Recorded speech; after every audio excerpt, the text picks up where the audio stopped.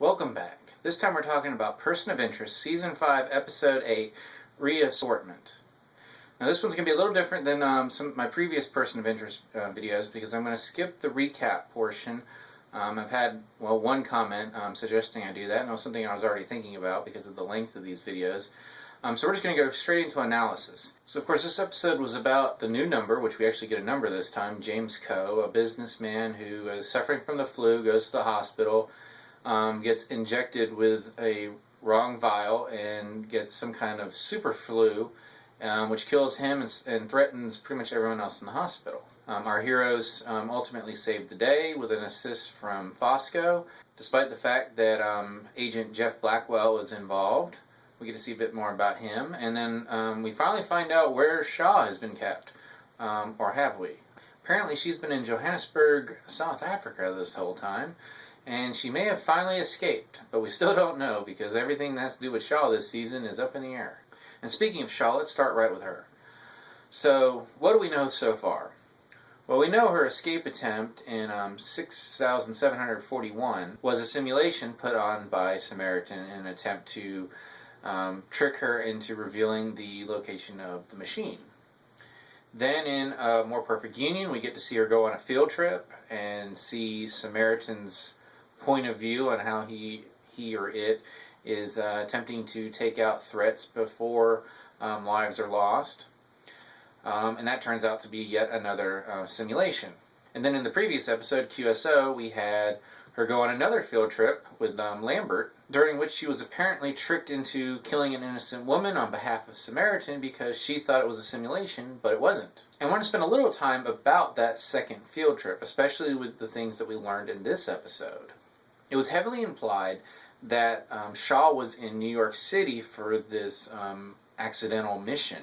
Of course, New York City is a big place, and they could have fooled her into thinking she was in New York City when she was actually somewhere else. But was that mission actually a simulation? Lambert, of course, attempts to make her think that when he's trying to convince her that this latest escape is yet another simulation, so she'll put her weapon down and go back peacefully.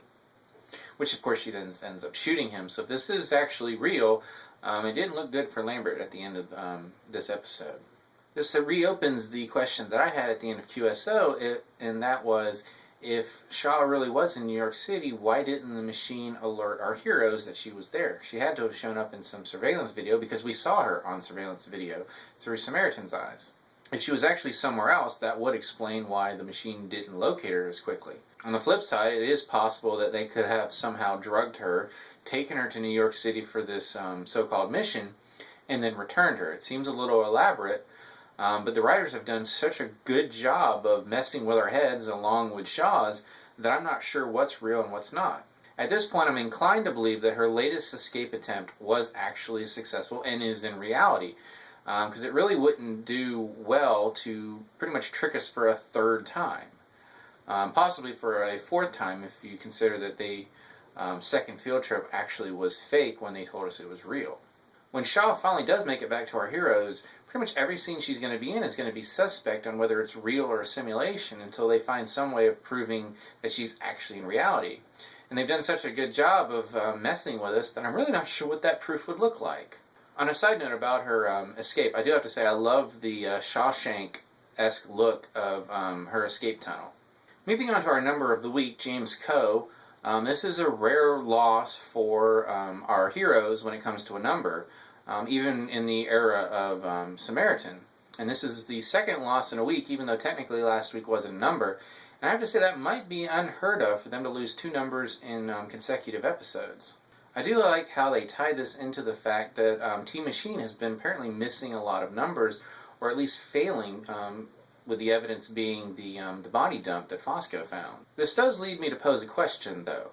How exactly did the machine pull the number for Coe? Samaritan's overall mission in this episode, Coe is essentially a bystander.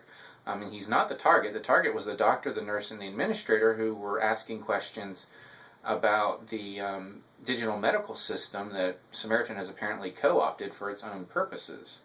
The exact purpose we still don't know yet. So why didn't the machine spit out a number for either the doctor or the nurse? I do like from a storytelling aspect, that our perpetrator was completely unknowing of the fact that he was going to be this incubator for this killer virus. But from a technical question, I'm curious how the machine was able to figure out that he was going to be the one that was the vehicle for this biological attack, and rather than the intended victims. It's just a question I had watching the episode. Well, speaking of Samaritan's mission, I have to say our heroes really seem to be slow on the uptake connecting Samaritan to the situation. I know even the most paranoid people have to wonder once in a while whether a coincidence is just a coincidence. But we hear early on that the mistake with the antivirals was due to a computer glitch. That should have raised some eyebrows right there. So when they had the big reveal moment when Finch kind of figures it out about halfway through, I mean, it didn't feel terribly natural, especially compared to how they did the reveal in the previous episode at the radio station. Moving on, I do want to talk about Jeff Blackwell a little bit. I asked in my recap review of QSO about just how Samaritan is able to recruit so many people willing to kill for it. And in this episode we see that, at least in the case of Jeff Blackwell, they're pretty much blackmailing him into continuing with this mission. It just seems a very risky way to conduct business, even for a all-powerful AI that can pretty accurately predict human behavior. I have to wonder how many of its agents are being treated this way. And I know in this particular case they needed Jeff because of his particular DNA markers that prevented him from contracting the virus. But it does beg the question what the percentages are of true believers versus people who are more or less being forced to work for Samaritan. In any event, this is the third episode that he's appeared in, and I'm sure he's going to have a big role to play at some point in time before we reach the end.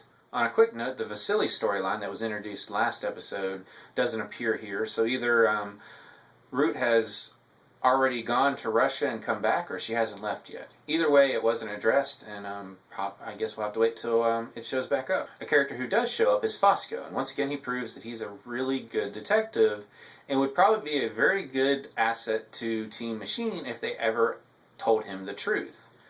We're precariously close to the point where this whole keeping Fosco in the dark situation is just going to get really annoying instead of just annoying as it is now. We're already past the halfway point for this season, and it's obvious to John and Finch that Fosco isn't going to give up his investigation.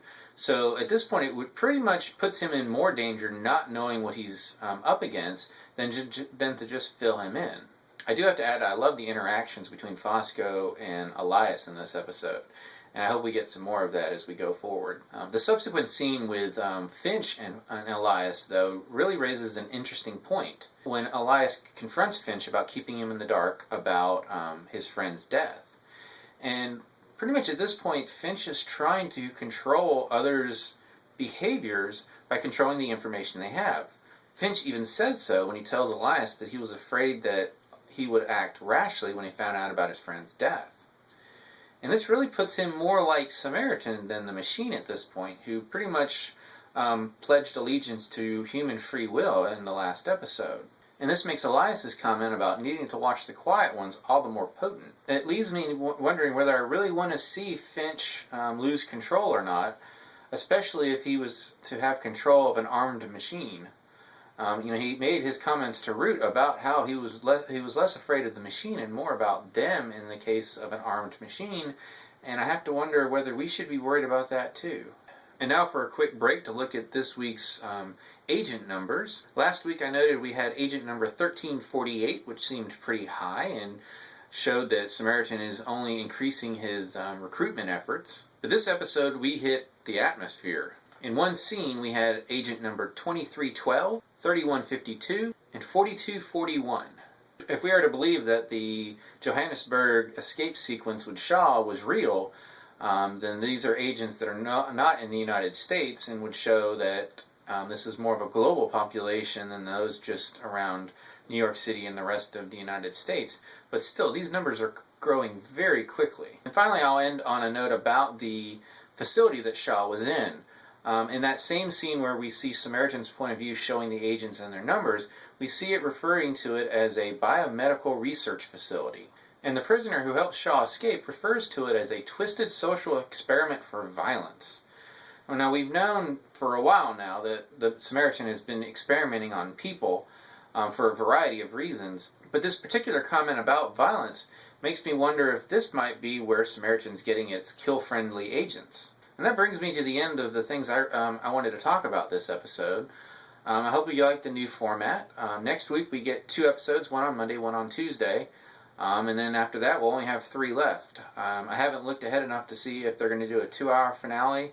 That would make sense with the current way they're airing the episodes. But frankly, whatever CBS is doing with this show doesn't make any sense to me anyway. Please comment below if you have any thoughts on anything I said, as well as any answers to some of the questions that I posed. As always, you can subscribe to my channel, check out some of my other reviews, and until next time, watch out for Samaritan.